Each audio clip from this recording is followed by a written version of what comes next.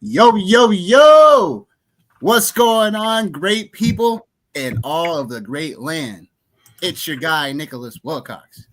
It's your guy, the one and only Johnny Main. Johnny, say what's up to the great people.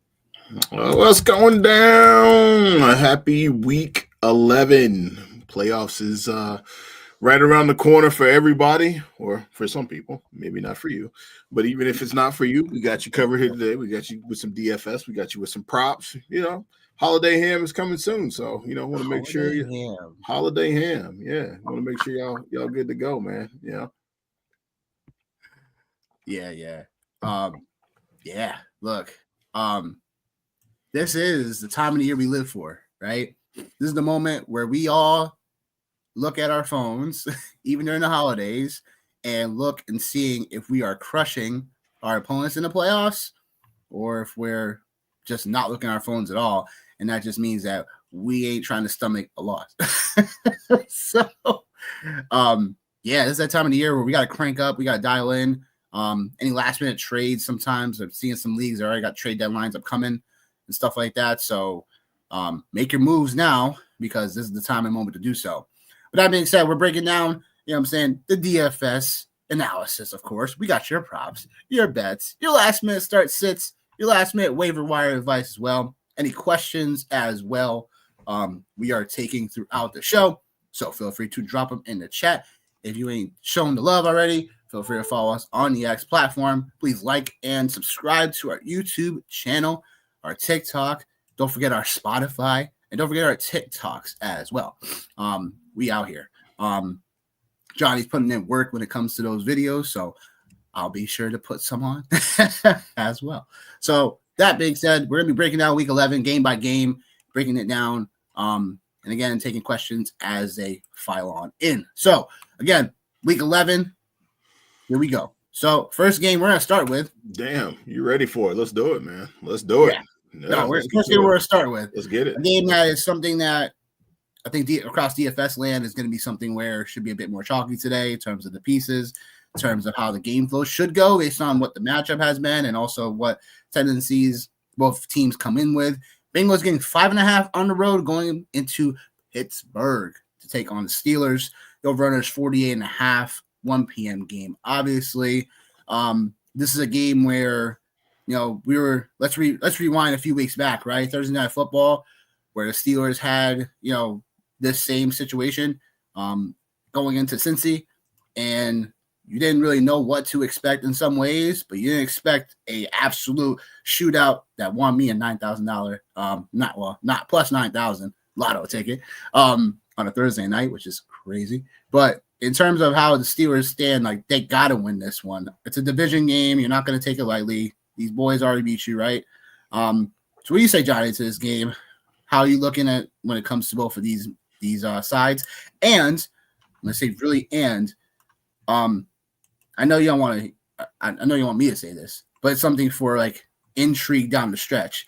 If the Bengals win this game, and Burrow is like, there's talk about him going, he was practicing and stuff. It's like, do these Bengals have any shot if they beat you guys again down the stretch, or is this like okay, like if they get a victory, who cares? It's like there's still not going to be.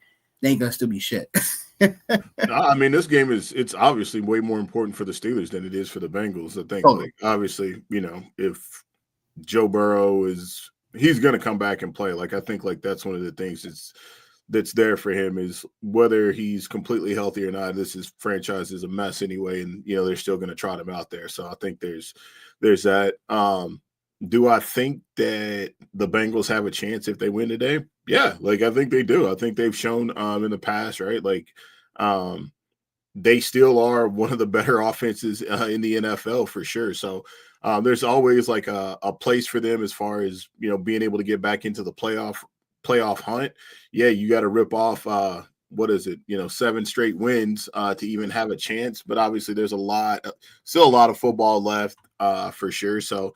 Yeah, like the Bengals, they could still get there. Like it's not out of the realm of possibility. I think we've seen it last year where it was like a win for them, and then somebody else had to lose to get in. So there's still plenty of time for that. For Pittsburgh, I think like this is just one of these spots where yeah, like they got caught slipping on Thursday Night Football a few weeks ago against the Bengals, and I think like obviously the biggest thing that has to change is how they cover Jamar Chase. That's got to change. Like that's got to change for sure. So I'll be interested to see if or what type of changes to how they attack him in this game will be different if there is any changes. I think for the Steelers, Aaron Rodgers is coming off of probably one of his worst game clearly as a Steeler. Yeah. I mean, what better get right spot than Cincinnati? I think like from a fantasy side of things, like this is a space where like a lot of people will probably be going to. The weather is, I don't know, I think I've seen something that's like 10 to 15 mile an hour winds, like with some gusts to like 20 or 25. So be interested to see how that shakes out. Although both of these quarterbacks actually are used to playing in bad weather, so it's not anything that's new for them. As far as plays go, man, lemon pepper chalk of the week, Jaylen Warren, 33% on DraftKings at 6,100, and then Chase Brown at 30. Jamar Chase at 23, and then big drop, and then it goes to DK Metcalf, who's actually the one guy I think in this game who should have a big bounce back spot for sure. Like they've got to shouldn't say they've got to figure out a way, but he's got to be better, and Aaron's got to be better in that space. And I think this is just a nice bounce back spot for him for sure. Tight ends are interesting for me personally. I think Darnell Washington is a nice punt option. I think you guys can see that.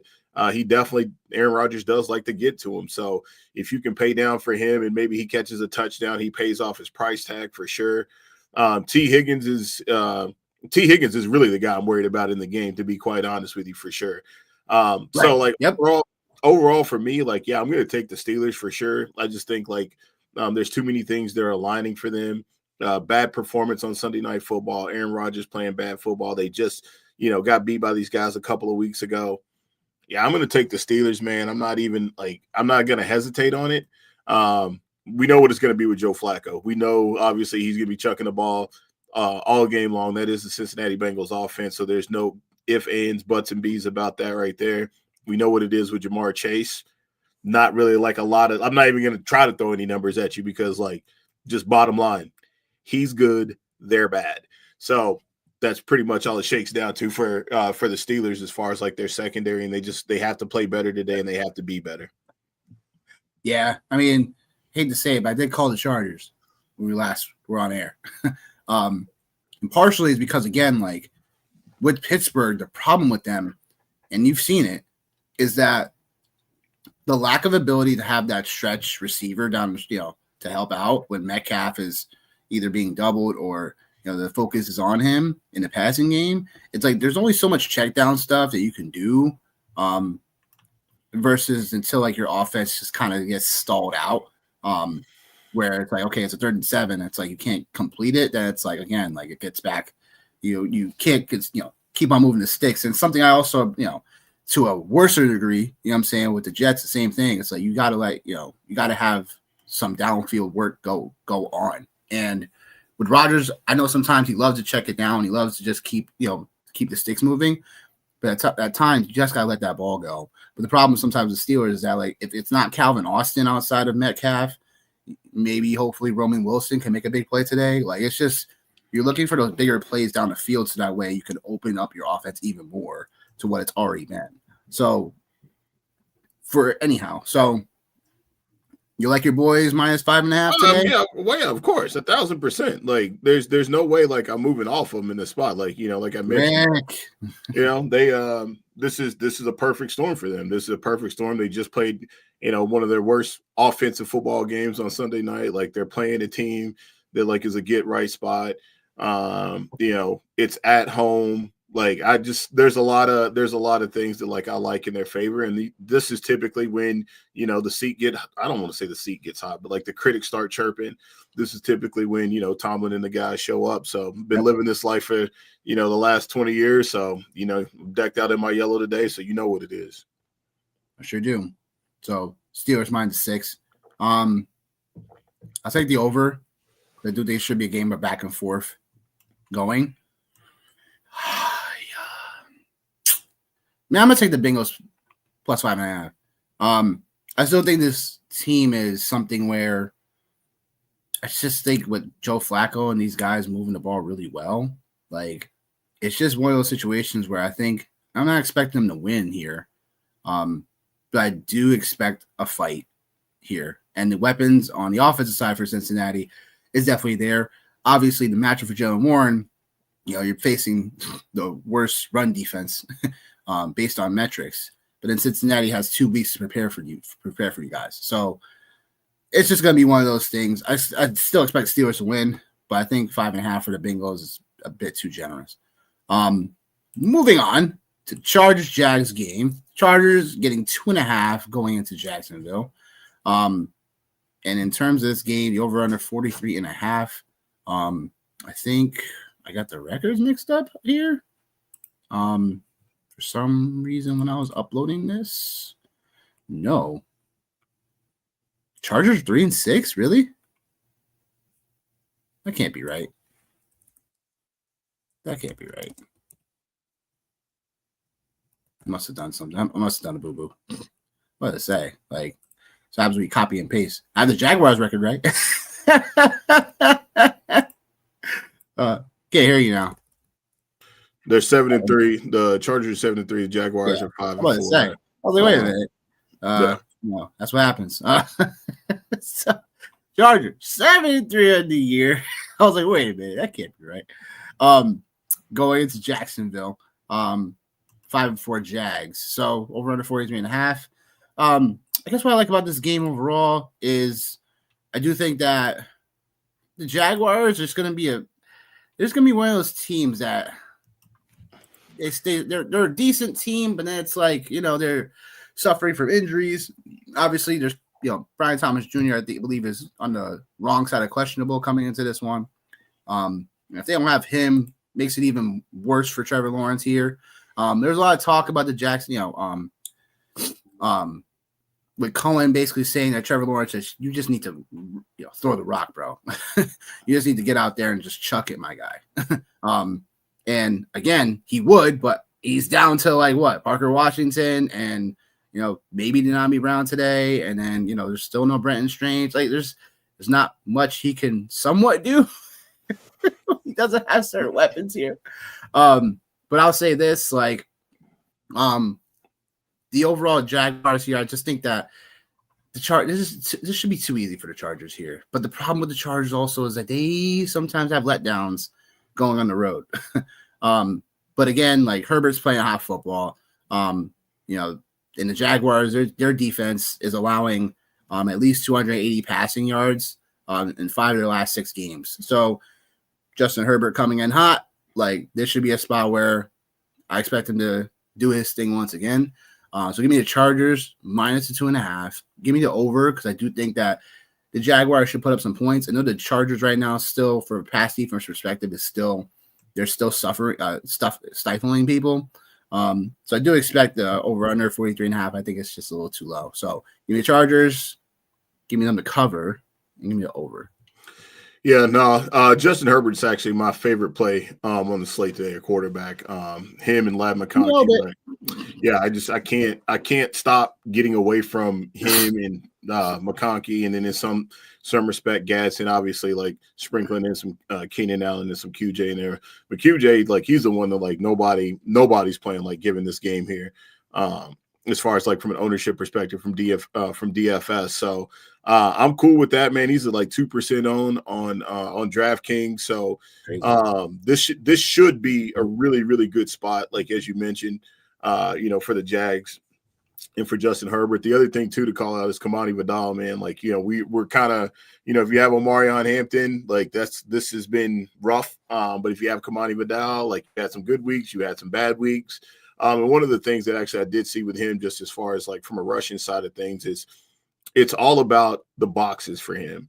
And for him, like he's faced a stack box more than anybody in the league that's had 50 carries. So if the Chargers are able to open this thing up and spread it out a little bit more, like don't be surprised if we look up and see Kamani Vidal with, a 2-touchdown game or even crazier than that. Just might be a good opportunity to get him going for sure in that space. And then, from the Jag side of things, I think I seen something Jacoby Myers had a game high, like 39 or 49 yards, something like that receiving. So it's really hard for me to like look at this game and be like, all right, like let me stack up some Chargers and like let me bring back some run back options. It's really hard for me to kind of say that. So that's tough. And if there was one guy that like I would be willing to run it back with, probably would be Travis. Yeah, it'd be ATN, like for sure. And like he's been hit behind the line of scrimmage on almost 40% of his carries like at this point.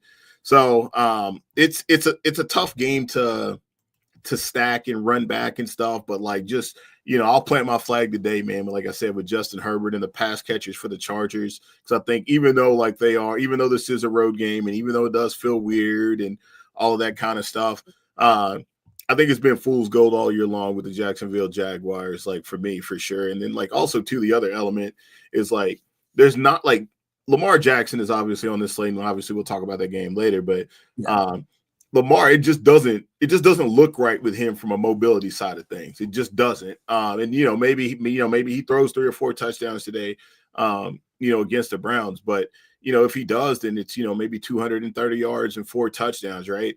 Next closest guy from like a mobility, Josh Allen's like the highest priced guy on the slate. So like that kind of limits you as far as what you can do in the other spots.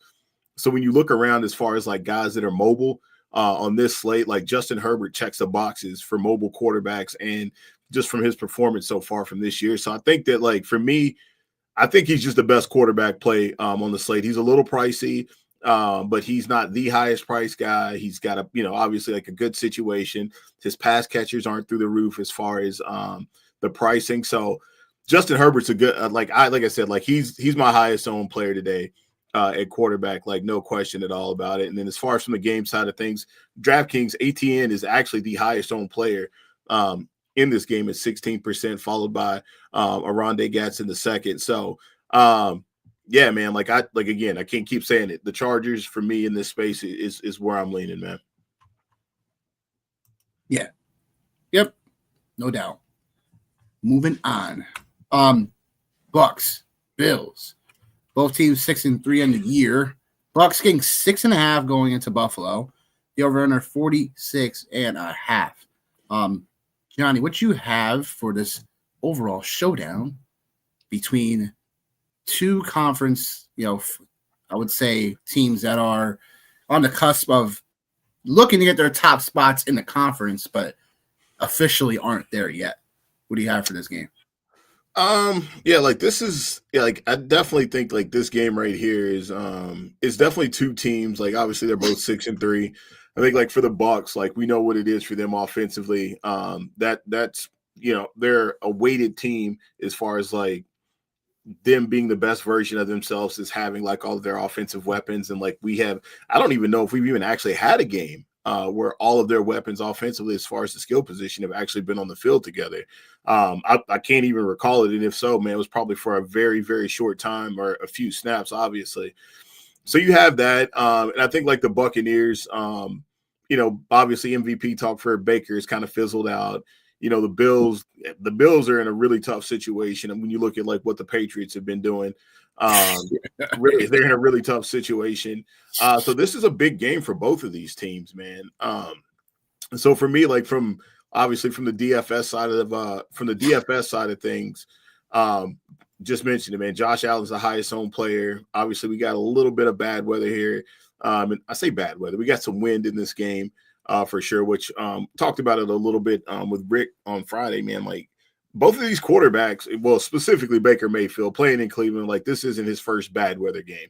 Right. Emeka, like not his first bad weather game. Like, you play in Ohio, like that it is what it is. So I'm not overly concerned about the weather in this space, but I do think it can have an impact on the game, if that makes any sense.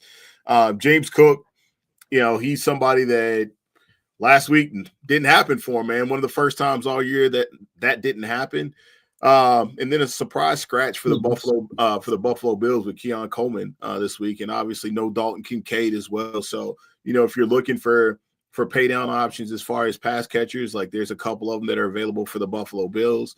Buccaneers, obviously Rachaad White getting the start again, man. No Bucky Irving, so continuing to ride that. Yeah, man, continuing to ride that one. but not a lot of ownership coming in at this game. And I think a lot of it has to do because of the price tag and obviously The weather. the price tag, weather. I definitely will say more so the weather for sure. But Khalil Shakir is the guy, 11%. And it seems like he's just been very, like all year long, like nothing crazy. He hasn't killed you or anything like that. So like Josh Allen is at 6%, and then James Cook is at 7%, and then Emeka is at 5%. So not a lot of ownership coming in that space. I kind of moved off of those guys in my GPP plays as far as FanDuel goes. I mean, obviously I still have like White and Cook, like they're obviously in play. And so is Emeka, but like from the quarterback side of things, I'm moving off of those guys as pass catchers. Keep an eye on Tez Johnson too, man. He's been really good in the red zone. I think it's something like he's had 4 touchdowns in his last 3 games.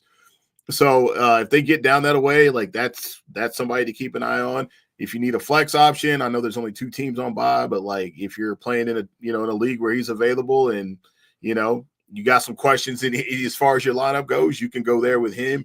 For me, I am every time I'm just like, I don't know why I'm so like partial to the Bucks. Probably because I can actually like Baker Mayfield now because he doesn't play for the Browns. But I'll just say I'll and the Bills defense has been shaky too. That's another thing, man. Like that makes me like I'm going to take the Bucks and the points because I think they'll be able to keep this game close. But straight up, it's kind of hard to go against the Bills at home. But I think like this line for the Bucks, I'll take it to 6.5 with those guys for sure.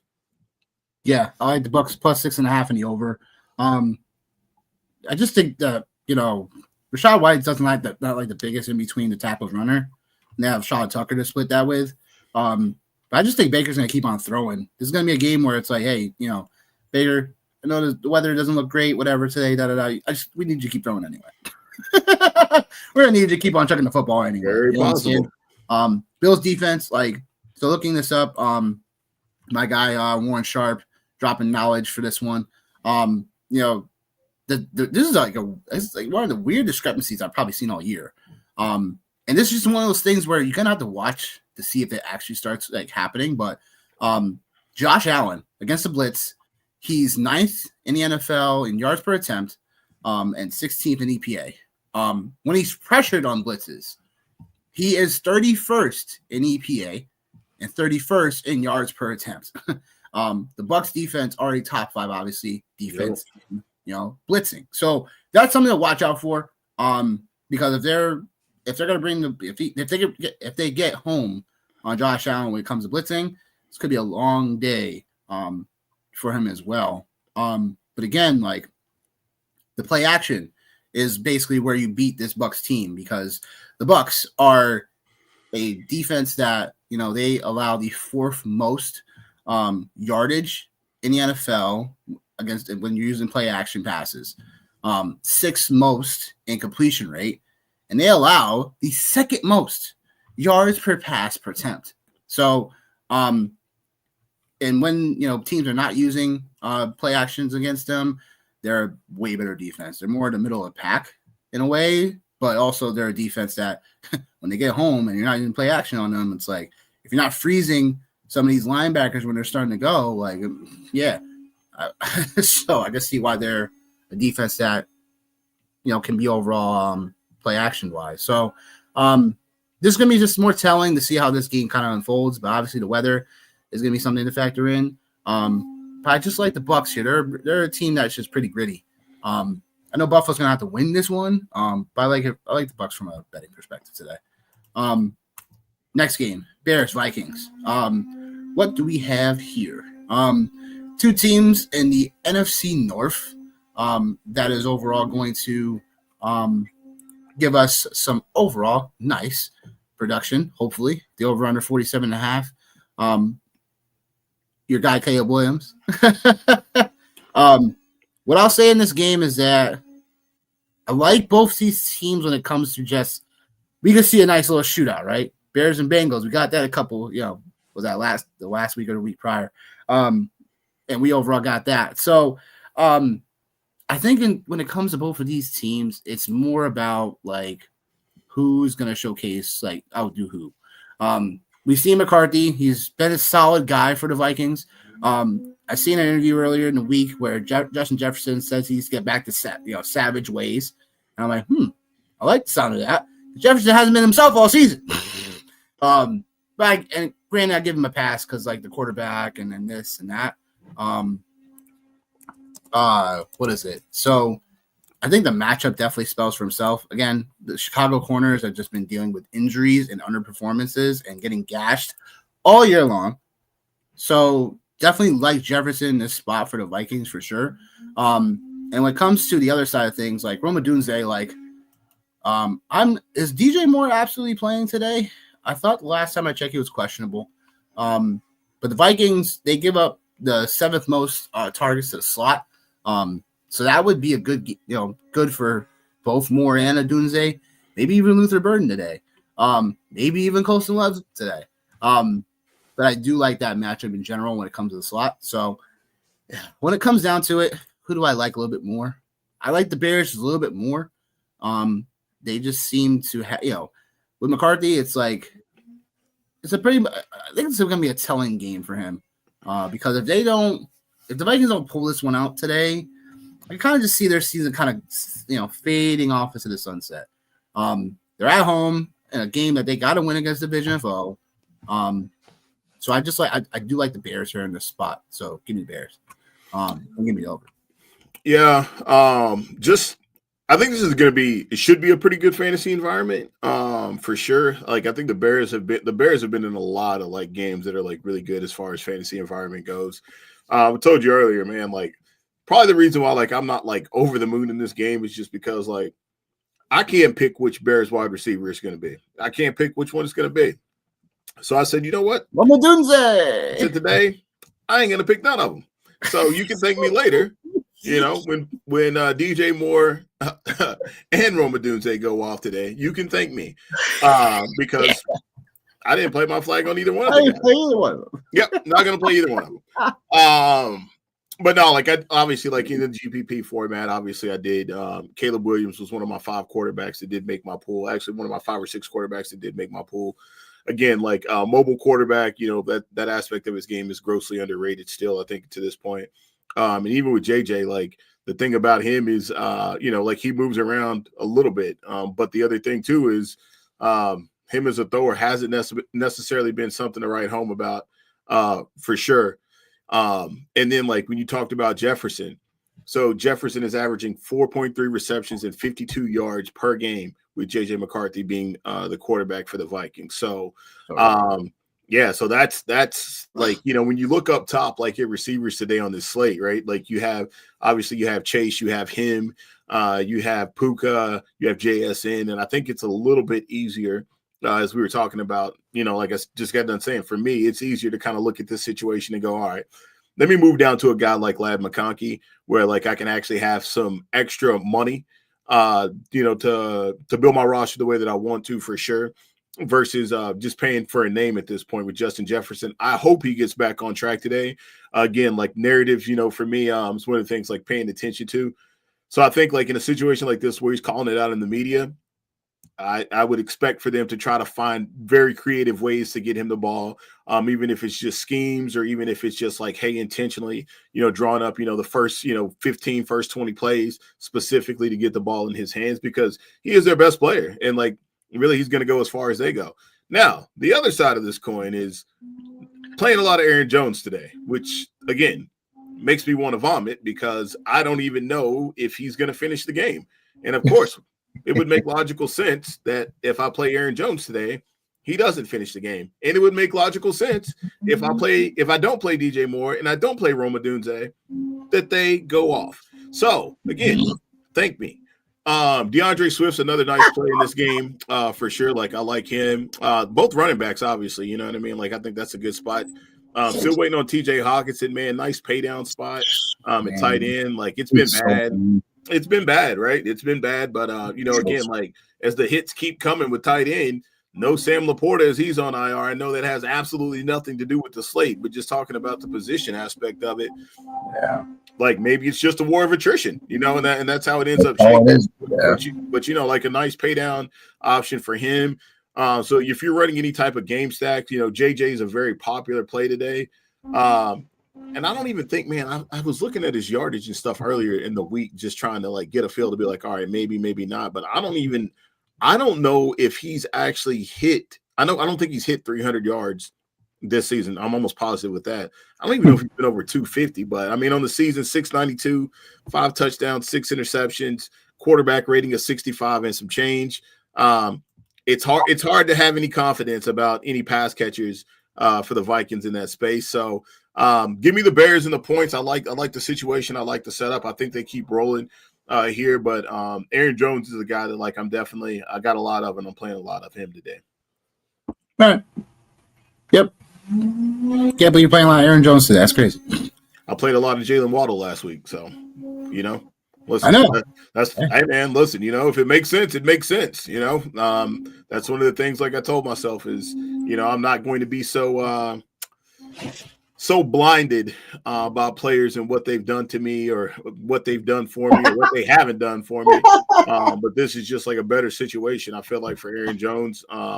Because, like, again, man, like the passing game just hasn't been there for the Vikings. And if the passing game hasn't been there, then Aaron Jones is next in line for, easiest and most simplistic way to get the ball into a playmaker's hands. He's still a playmaker. Like, I won't take that away from him. It's just his durability has always been the biggest concern. You know what I mean? So, yeah. Makes sense. On to a crap game. Texans getting 5.5 on the road going to Tennessee. Tennessee coming off the bye. The over-under is 37.5. Davis Mills still starting for Texans. Obviously, with CJ Stroud out. Cam Ward obviously still expected to start. But again, like, jeez, like, I tell you, man. Again, talk about a gross matchup on paper. I just think that, I don't know. I mean, hopefully there's some adjustments made for Cam Ward. I'm still rooting for the kid. But he's, again, like, he's just struggling, you know what I'm saying? And obviously, he faces a vaunted Texans pass defense in this one, where, the Texans rank second in lowest adjusted percentage for completions. So 69%, 69.2 completion percentage rate. So that's something alone where I'm like, well, the Texans defense, they've always come up and showed out. So that's something where, again, like, that's just kind of where it goes. For the Titans side of things, like, again, like, what is there to go after? Like, I hope that they come out and actually make it a game. But it's more about, I think I'm riding the Texans on this one. Titans, they still allow third most yards after contact to opposing running backs. So this would be a spot where Nick Chubb and or pretty much Woody Marks should be able to have their way in this spot. So that's just where I see fit. So give me the Texans minus 5.5. Yeah, I'm not sure about the over-under. But give me the over because I just like room for an over. It is what it is. Yeah, this one here, ironically enough, is another game and another situation that, like, I'm in on. I'm in on the Texans here. Like I said it last week, I'll say it again here. Davis Longneck Mills, he knows what the mission is. The mission is to get Nico Collins the ball. So Nico Collins is a place where, like, I'm going to, and the same thing with Woody Marks. Feels gross having 2 Texans in your lineup with a game that has a 37.5 over. But I think, like, we're starting to see it with Woody Marks, right? Like, I don't think there's any questions about it.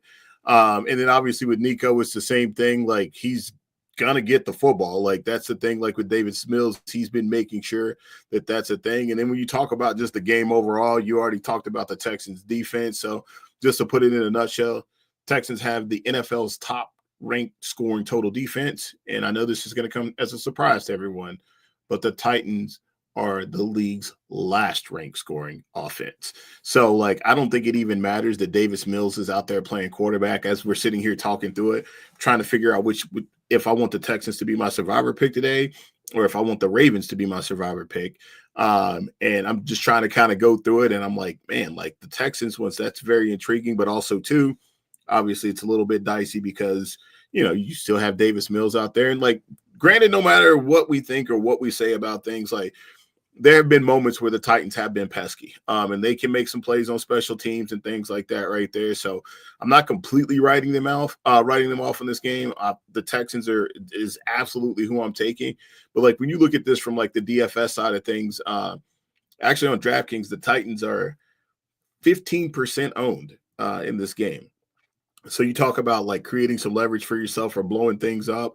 A defense is 15% on, probably because they're the absolute cheapest defense on the slate. That's a great way to be able to do that. Woody Marks is at 10%. Nico Collins is at 10%. Woody Marks is at 9%. And then Dalton Schultz is at 4%. On FanDuel, I even actually rolled out a couple of like Texans onslaughts just because the pricing isn't bad. And if Nico Collins does find pay dirt today 2 times and, Davis Mills or even 3 times, right? I know I'm being dramatic here, but if that happens and 250 yards and everything else hits, that could be a really good situation. Just, for me or even for you, like if you're doing that, it is also within the realm of possibilities as well, people, that Davis Mills might go out and throw for 73 yards and 3 interceptions. It is in the realm of possibilities, but at this point, definitely, it's in the realm of possibilities, right? But I think like kind of to go not all the way backwards, but just a little bit where we were talking about Justin Jefferson, right? And JJ, like backup quarterbacks and veteran quarterbacks, like they understand that, like, hey, like if we get our best player the ball, especially if he's a pass catcher, that's just going to put our offense in a much better situation, right? And not trying to ad lib.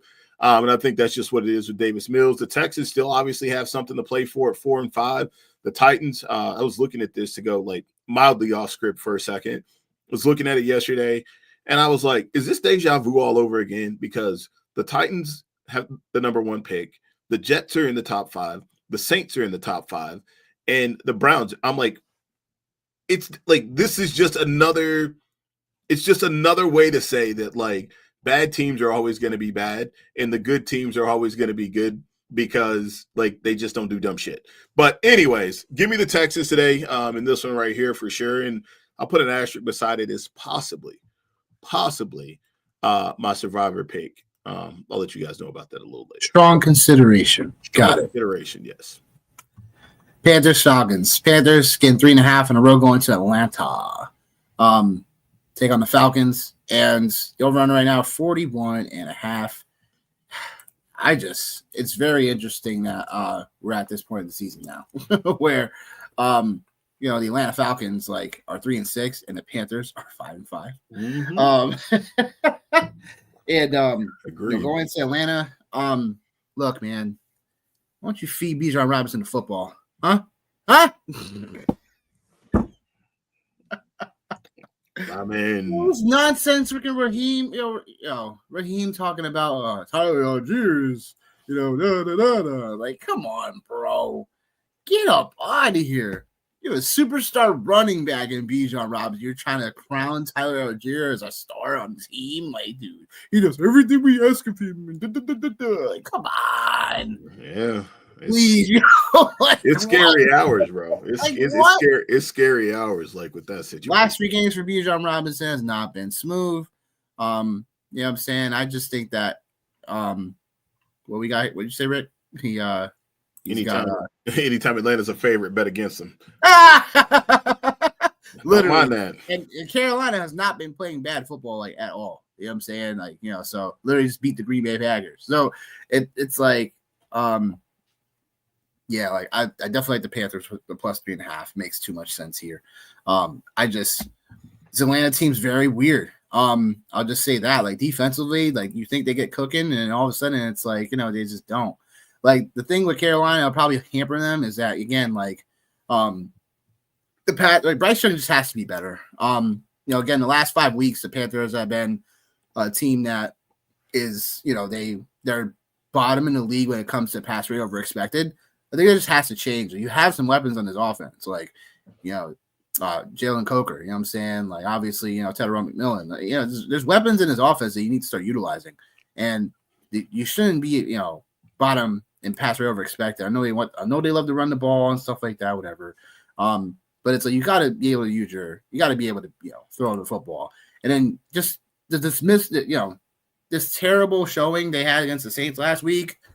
It's like this is why it's like you guys are where you are. It's like you guys aren't keeping things totally balanced. It's like you can't run the football. Now all of a sudden Bryce Young is freaking, throwing deer in headlights type of mentality. It's like, bro, like you gotta get together. With that being said, for the Falcons side of things, Kyle Pitts has been someone that's been, really underwhelming. In general, hasn't passed 10 fantasy points in the last 6 games. That against Carolina, the last 6 games, he hasn't put up 10 points or more. Against Carolina, which is really weird. We should be able to feed the football. And where I am with Penix, it's like same thing. I feel like both of these guys are the same right now at quarterback. It's like both of these guys are like, you get the ball to Drake London, I'm saying you know how to get him the football, right? Just get ball Bijan Robinson. But what I'll say, and I'm done ranting, is what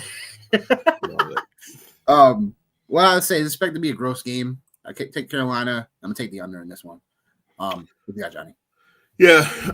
First thing I'll tell you, man, is Raheem Morris does not care about your fantasy football team. So nope, he doesn't. He doesn't care. Nor does AJ Brown. Yeah, AJ Brown is dead to me. He's dead to me. AJ Brown is dead to me. He's dead to me. I'll say it again. AJ Brown is dead to me. Yeah, but like when you talk about like the Panthers, man, like that is like just it's a really gross situation right now. Like Bryce Young right now, he's thrown for 150 yards or fewer in 5 games so far this year. So again, kind of hard to like hit your start at any pass catcher for the Carolina Panthers. And then Bijan, man, has been held in check over the last 4 games, under 100 yards from scrimmage. Bryce Young, he struggles against the blitz. And so far this year, 38 of 67, 3 touchdowns and 3 interceptions against the blitz. So I'm still trying to rack my brain about how they even lost this game the first time, which I'm trying to rack my brain about. But anyways, that's neither here nor there. These are 2 pretty good situations to play defenses on, I would say. Nobody's playing either one of them. If you told me that this game didn't hit the over, I wouldn't be shocked. If this game did get over, I would say probably Michael Penix probably had like a classic 250 yards, 2 touchdown, 1 interception game. And no, like I don't think any of us had it in our bingo cards that the Falcons would be 3-6 and the Panthers would be 5-5. Definitely didn't have that on the scorecard so far this year.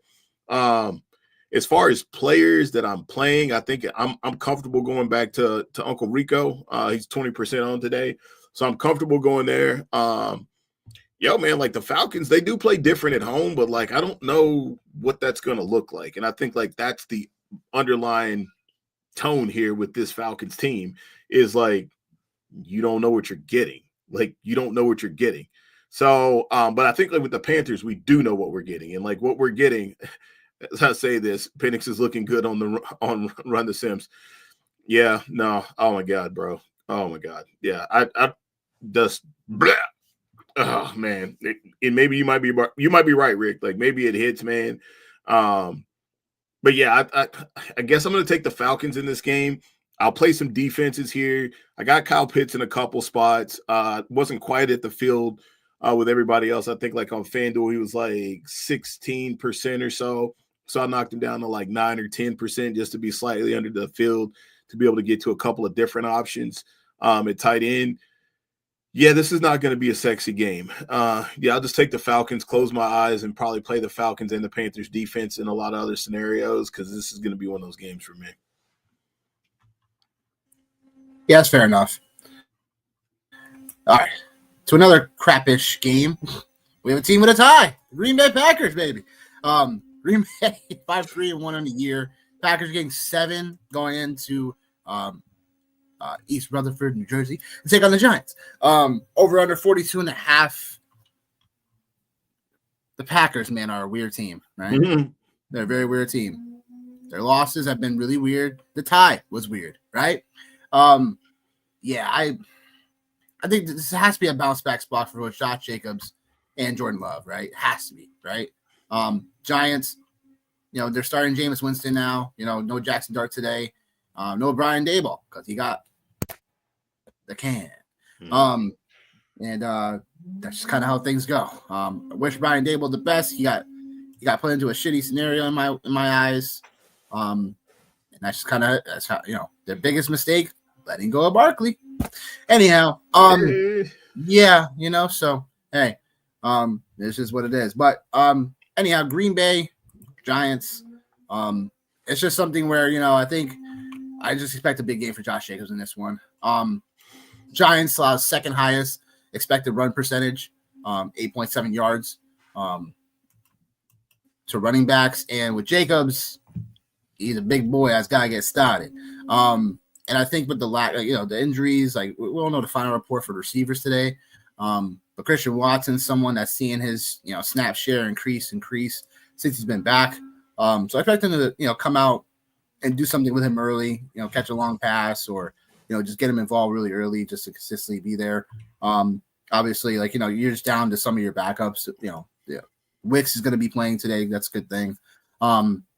Not sure about Romeo Dobbs. I think he's definitely playing today, right? Yeah, he was on the injury report with the chest, but nothing more. He hasn't been completely declared out, so probably leaning towards playing him. Okay. So I mean, look, some of the weapons are there, but I just think they're gonna have to flow through Jacobs in this one. The matchup's there, to do it. I think that the Giants, we'll just have to see what Jameis Winston's all about. Obviously,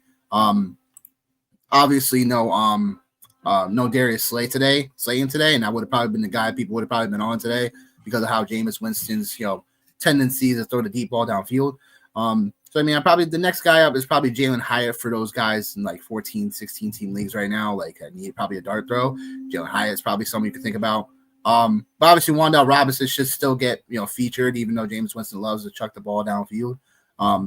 Him, Theo Johnson. We talked about Theo Johnson. Well, you talked about Theo Johnson on Monday.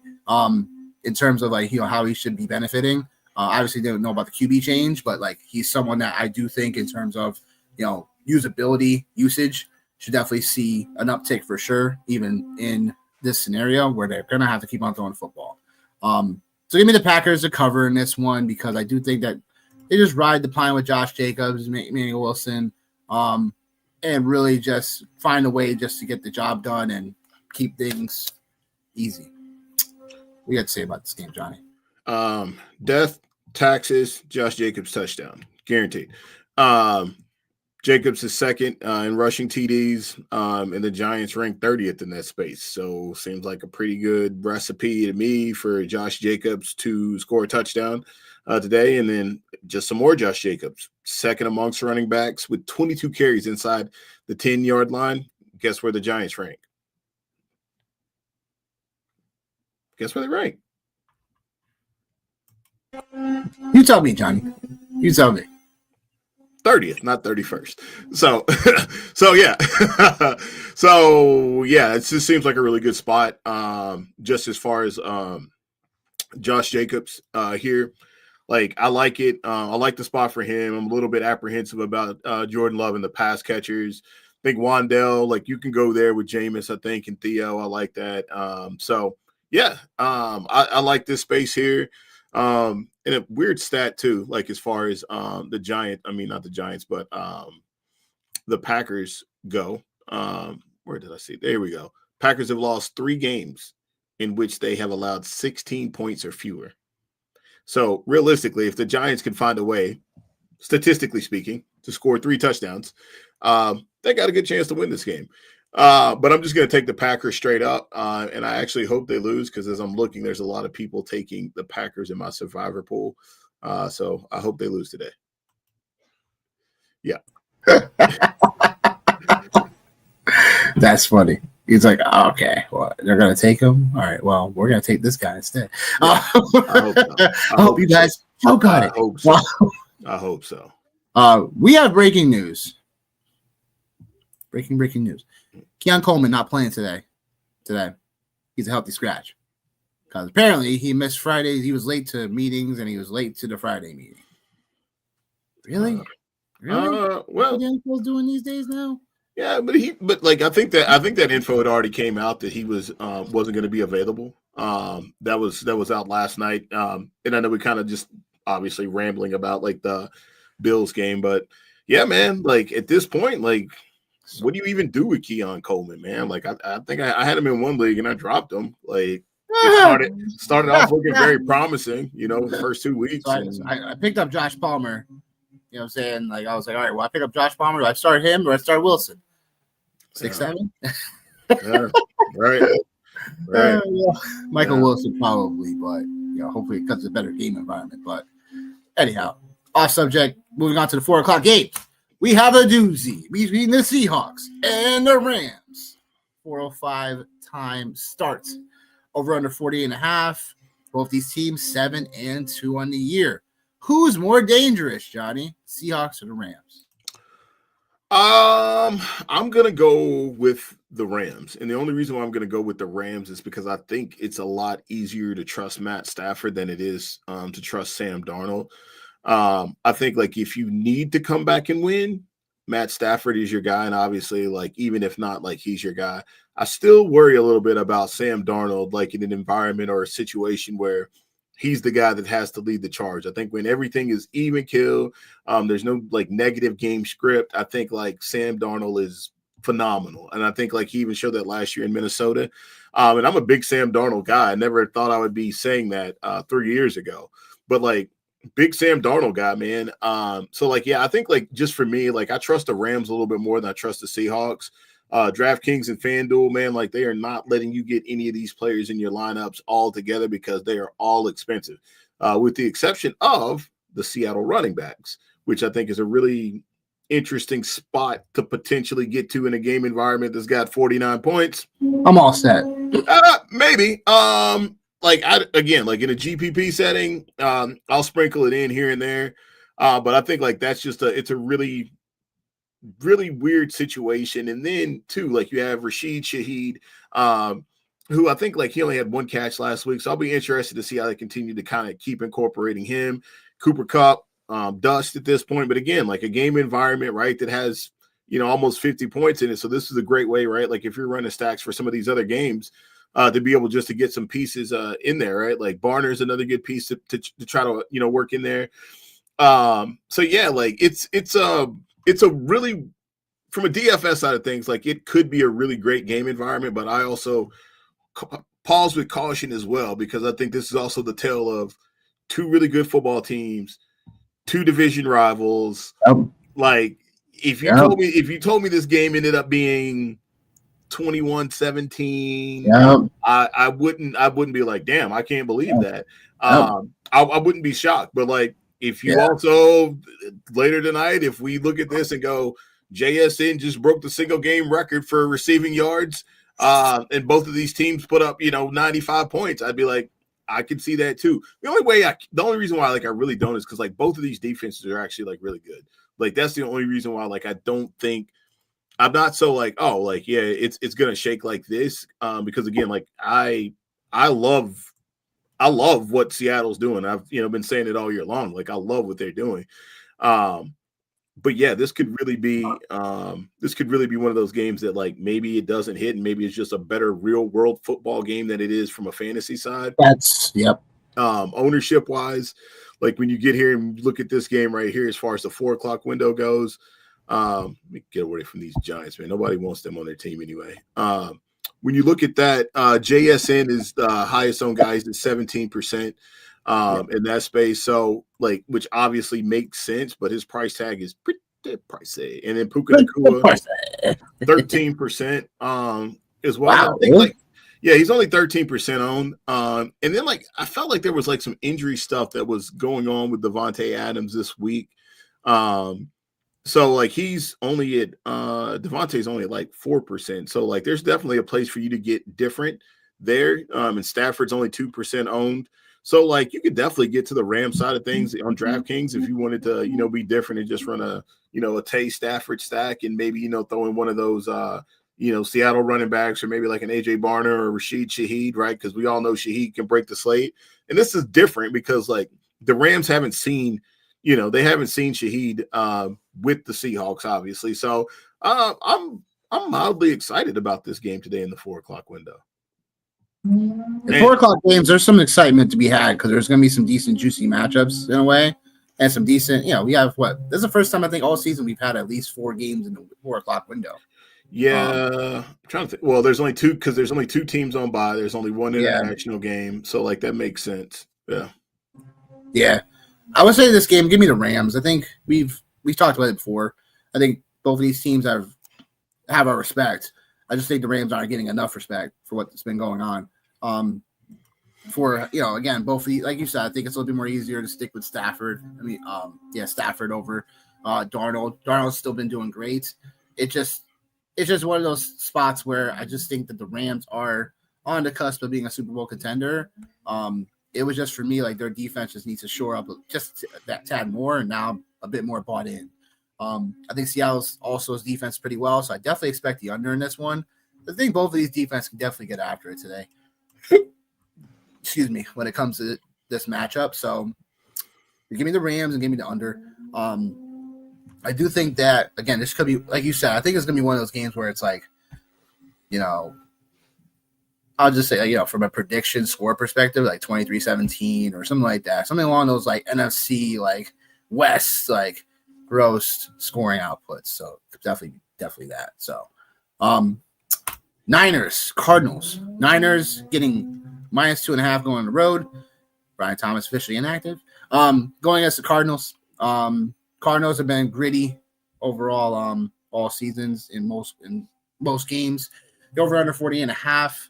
I guess what I like about this game overall is really just like you're getting Brock Purdy back. So that should be a relatively good thing. So when it comes to the Niners, they're 6-4 with a schedule that they still have one of the easiest schedules remaining in the NFL.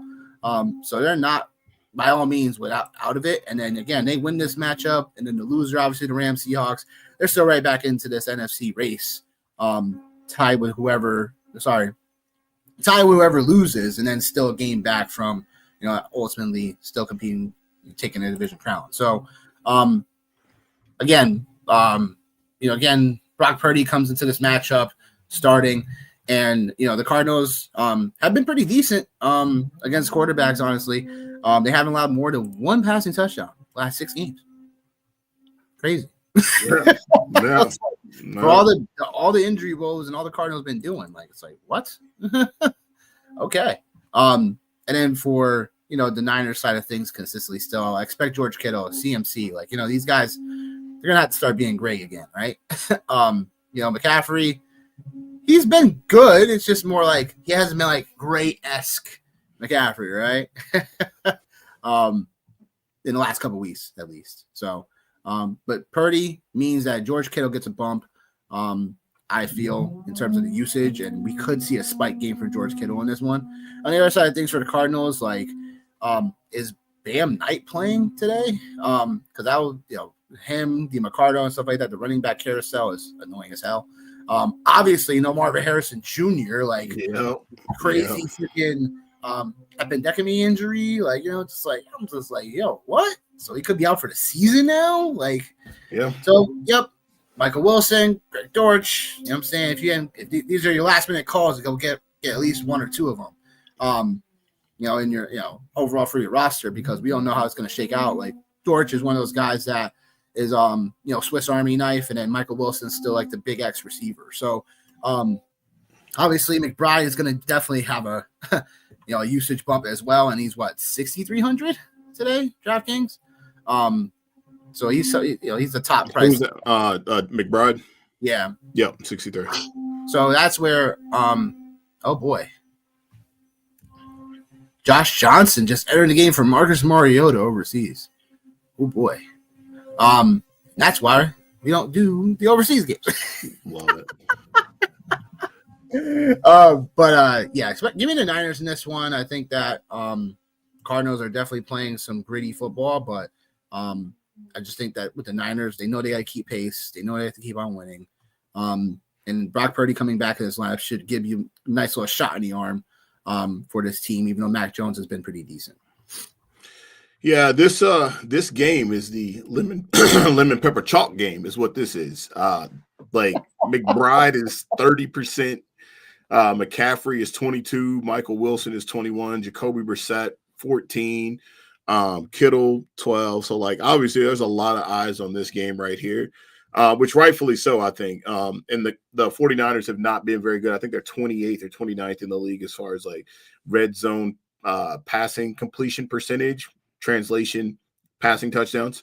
And Jacoby Brissett, again, like I've said it before, like I still don't think that like he is a every week starter. He's a great backup. I like him here in this space today. I think it's a good space for him. And I'm interested to see what happens with the 49ers, because you're not wrong like about like the Cardinals and like how they've actually been playing. Like they haven't necessarily put it together for wins. So I'll be interested to see, like, and it's you mentioned like McCaffrey. I kind of, not to go completely way off out left field, but like I kind of liken it to LeBron. He's at the age that he's at and he's got the carries and the work and da-da-da. And like, we're still expecting him to be like 24, 25-year-old Christian McCaffrey. And it's just not that. It's a little bit different. It's more volume based. So definitely some really good options here, like in this space, like for the Cardinals for sure.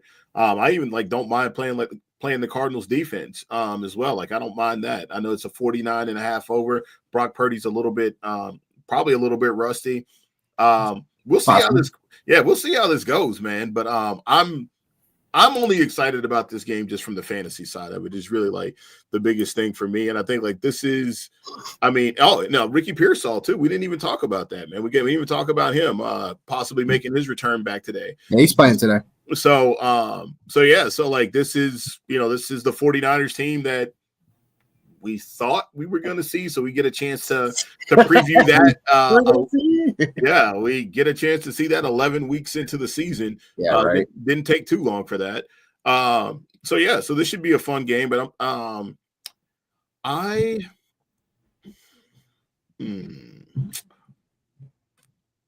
as much as I want to go against everything that I've always said about this Cardinals team, I have a gut feeling. I wish the line was a little bit more. If it was like 3.5 or 4.5, like I might mess around with Arizona. But I'll take the 49ers in this space and just not get Q.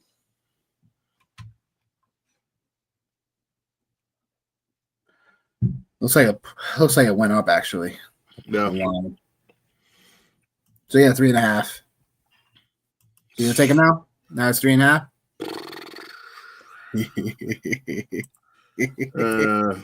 No, I can't say it with conviction. And if I did, I'd be lying. Yeah. I'll just take the 49ers on the money line and live my life. Oh man, gotta love line adjustments, right? Doing it live, baby. We doing it live. Ravens Browns. Ravens getting 7.5 on the road, going to Cleveland. Take on the Browns. 38.5 over under.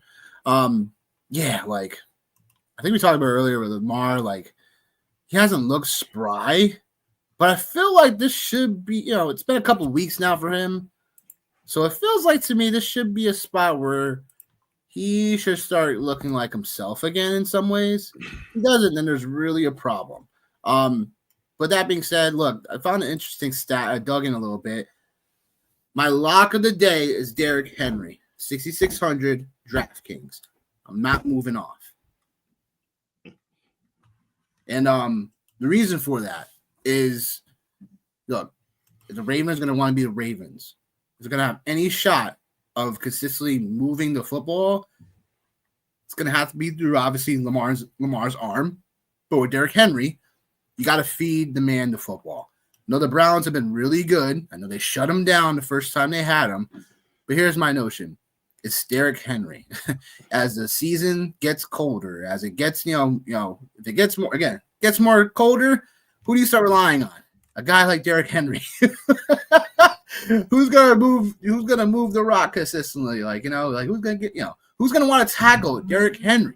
So my whole thing is 6,600 on DraftKings, a little bit pricey, I get it, but I'm locking him into my lineups today, and I'm not, sweating it. I think with the Browns, not exactly I think, but I know in the last 3 games, they've allowed at least a 70-yard rusher in every single one of those games. So I think Derrick Henry could easily get 70 yards. I think he could easily get a touchdown, especially if the Ravens consistently keep on being the Ravens. So Give me the Ravens.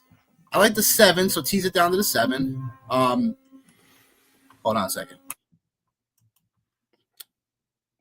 While he's talking about that, or as he was saying that, he's been on the Ravens here for the last 2 weeks. He locked in Lamar last week in his lineup, and it's a good call, man, with the Derrick Henry and the 70 yards. But for me, I like the Ravens defense more in this spot than I like anything else. I'm not really playing a lot of Ravens here in this game. Not playing a lot of Browns either. Just for me, I just think like this is just. I think there's just too much. There's too much at stake. Too much at stake for the Ravens here to be messing around with a 2-win Cleveland team with Dylan Gabriel quarterback. Just there's too much. There's too much at stake here. And depending on what happens, obviously in this Pittsburgh game, like if Pittsburgh somehow not going to put it out in the universe, the worst happens today. The Ravens are right back in the thick of things, right? And they have the Steelers twice before the season ends. So I just think like this is a spot where like they don't play around. Like this is what it is. I think they can turn Dylan Gabriel over. I think they can get to him.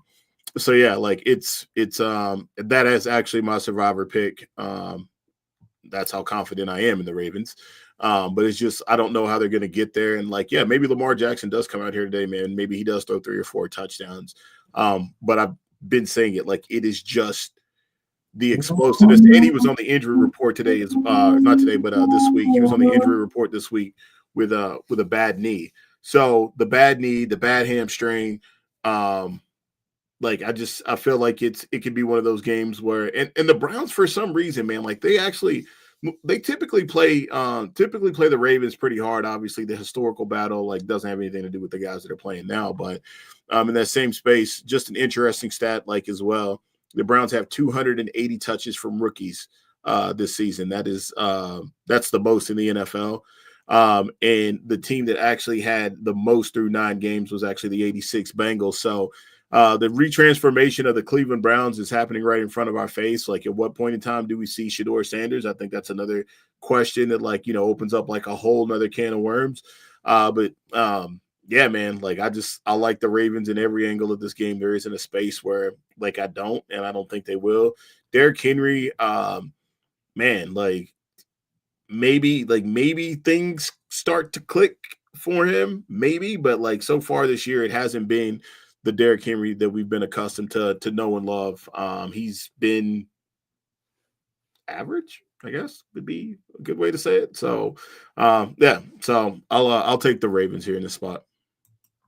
I'm in agreement with the Ravens. Like the defense is starting to become, more healthy, and they're starting to be a little bit more bullish. So that's why I like the Ravens in this spot as well. So that game script should set up for Derrick Henry to consistently get the rock.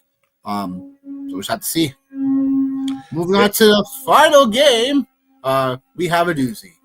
We have an AFC West showdown.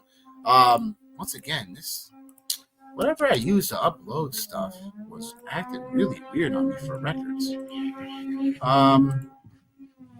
Doing it live, folks. Doing it live. Because Denver, I think they're 8-2. 8-2, yeah. It's 8-2. Excuse me. Gee Louise. Anyhow, Chiefs 5-4 going into Denver 8-2. Over under 44.5. Final game with the 4:00 slate. Look, Chiefs, right? The Chiefs, right? This has to be a spot for them to win, right? It has to be. Although Denver beat their asses first game, right? What are you saying? What am I saying about the game and who do I think? I think like this is just a spot where the Broncos are rolling. Mile High has always been a really tough place to play. In what is it, 9 years, I believe, with Patrick Mahomes. Maybe I'm wrong as far as his tenure, but I think like in 9 years, man, it's always hard to bet against Patrick Mahomes, man, aka this generation's Tom Brady. But the one ironic thing is Mile High was always Tom Brady's kryptonite. This is going to be interesting, and I like these type of spots for a lot of big name players. Like I like this spot for a guy like Cortland Sutton, right, who hasn't necessarily been what we thought we were getting. I think this is a big spot for a guy like Travis Kelce too. Like when you look at guys that like teams traditionally have relied on from like from the offensive side of things, right? So I like both of those guys in the space, especially on FanDuel. Travis Kelce, I think his price is like 58 or 5,400 or something like that right there, and I think this is just a really good spot for him to be at. Obviously, the Broncos and RJ Harvey getting his first career start. So like now here we are in week 11, and these rookie running backs are finally starting to pay some dividends for people. So like I think it'll be interesting to see how the dynamic of that changes, what the Chiefs do and how they've approached things with J.K. Dobbins going on IR. So of course, the one time I don't bring any water in here. So looking at it from like the ownership side of things with Kansas City and Denver, Rashee Rice 15% owned, RJ Harvey 14% owned, and then Bo Nix is just not. He's not being played a lot. And I put him into my player pool just because, again, like nobody's playing him. It's a 45.5 point over under. Like the Broncos really need this win big time. Like people are really sour on him for a lot of various reasons. And I should be sour after the 17 points they put up against the 10 points that they put up. I would have died for 17. The 10 points they put up against the Raiders. But I think like this is a spot where like Bo Nix he'll have to duel Patrick Mahomes today. So I like this spot here. I like this spot again, like with a lot of the miscellaneous Chiefs pass catchers, guys like I know Nick, you were talking about Xavier Worthy last night. You got Hollywood Brown as well, which I think like this could be like a really nice space for him. I just think there's like a lot of different ways you can get some action in this game here. But again, like this also could be a game where if you told me it didn't hit the over, I wouldn't be shocked. Patrick Mahomes, I'm pretty sure he's still the QB1 or was the QB1 for fantasy so far this season.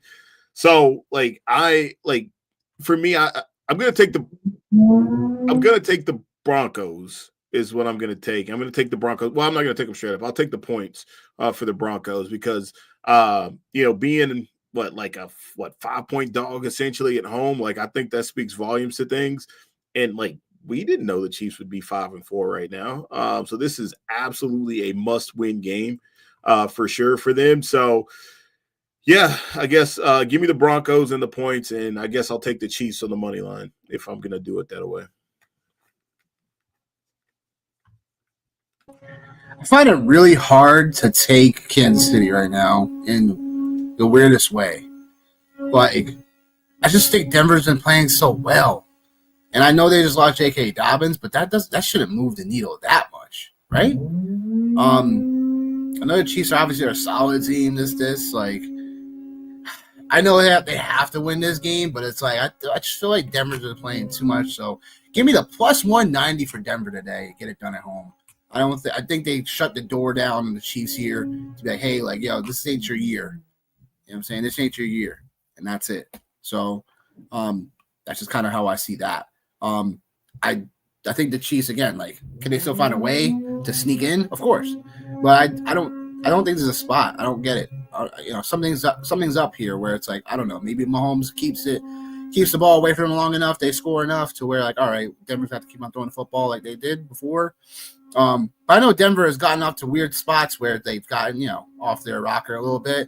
And then they haven't gotten, Bo Nix and these guys haven't gotten consistency. So that could happen here in this spot too. But again, they're at home plus 4.5 dog for 8-2 team. Like, I know no Surtain and stuff today too, but I don't know. I just think Denver's a bit more of a complete team overall right now, just putting it all together. So give me Denver. In probably I don't want to say upset of the week, but an upset. To the prop shop we go. Okay, 61% on the year today. So 83 and 53 on the year overall. We were 11-7 last week. We had a couple of bad beats that should have got us at least to 14. But you know what? I'm not gonna complain. We're just gonna have to keep on swinging, keep on going, bruh. If y'all been following, congratulations. If you ain't following, what you doing? So yeah, prop shop for this week, as I have a lot of background noise, so bear with me. Core 4 bets for week 11 as follows. Derek May. Nice. Baker Mayfield. Over 203 passing yards. Bucks are 25th in running the football. And that's because they haven't had Bucky for like 6-7 games.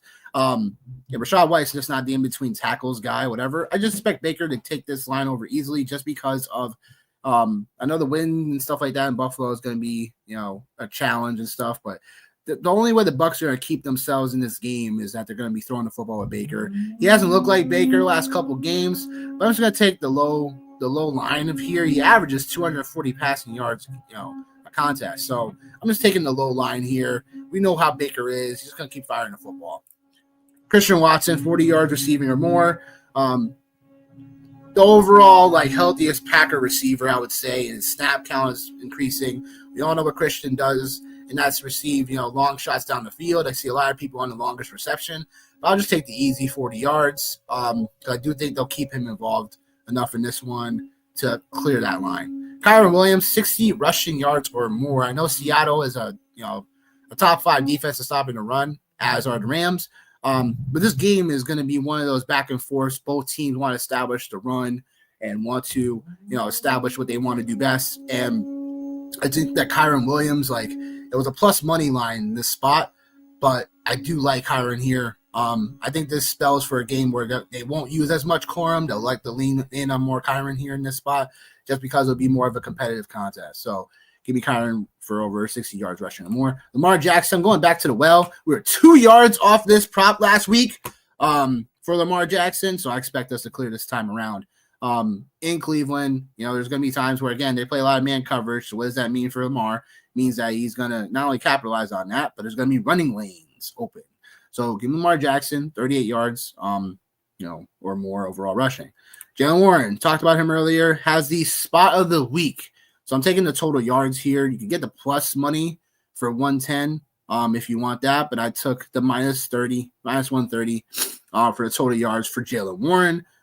Again, Pittsburgh, no matter what the game script really is going to call for, should be getting Jaylen Warren football. From a rushing perspective, it's just, again, he's been solidified as the RB1 for terms of carries, so he could get there that way. But also, again, what Rodgers likes to do is also check down the ball a lot. So Jaylen Warren could definitely get there as well. So next couple, we have Justin Herbert over 253 yards, 53 and a half passing yards or more. Herbert's done it consistently this year, and there's no stopping him here. And even with this offensive line, quote unquote, being banged up and obviously all the injuries and stuff like that, he's someone that overall is going to get the job done, I feel. So it's easy. Jay Jettas, baby. This is the bounce back spot that we're looking for. 75 receiving yards or more. I'm just going to take the quote on him saying that they need to be more in savage mode. And I think that this is like a little squeaky wheel narrative for Justin Jefferson today. I think he's going to go for 100 yards today. So I think this is the spot. If this is not the spot for Justin Jefferson, I don't know when the spot will come. In a game that's a highly competitive over-under environment. Again, the Bears secondary has been crap all year. They're getting banged up with injuries constantly. I just think this is the spot for Jay Jettas. And lastly, I got T. Higgins, 5 receptions or more. Obviously all the attention will go to Jamar Chase, right? But that's where T. Higgins should also come into play as well. So this should be an easy spot for T. Higgins to get the job done. So give me T. Higgins for the 5 receptions or more. Now to do it for the prop shop of the week. That's that. What you got for us, Johnny? Any final thoughts before we get out of here? Oh man, not a lot, man. Just hoping for much better results. When we chat a little bit later on tonight on all ends. I think it's been a little dry here the last couple of weeks, so hopefully we hopefully these beats catch up to us, man. You know what I mean? So I know, literally. I think last couple of weeks has been a little bit rougher. Overall, it's been great. A few of those, I like hitting the singles, but it's I want a home run. It'd be nice. It'd be nice. It would be nice. Maybe I'll make a ticket just for that Bengals Steelers game so we can get. So we can overall get our ship's rocking. But that being said, of course, join us later this afternoon, 7:30 p.m. Eastern time, where we break down, recapping all the 1 and 4 o'clock games, and then get you ready for Sunday night football between the Lions and the Eagles. We're breaking that down for you guys as well. Got a little showdown lineup for y'all as well. That being said, for Johnny, myself, we out of here. We'll see you tonight, 7:30 p.m. EST. Peace.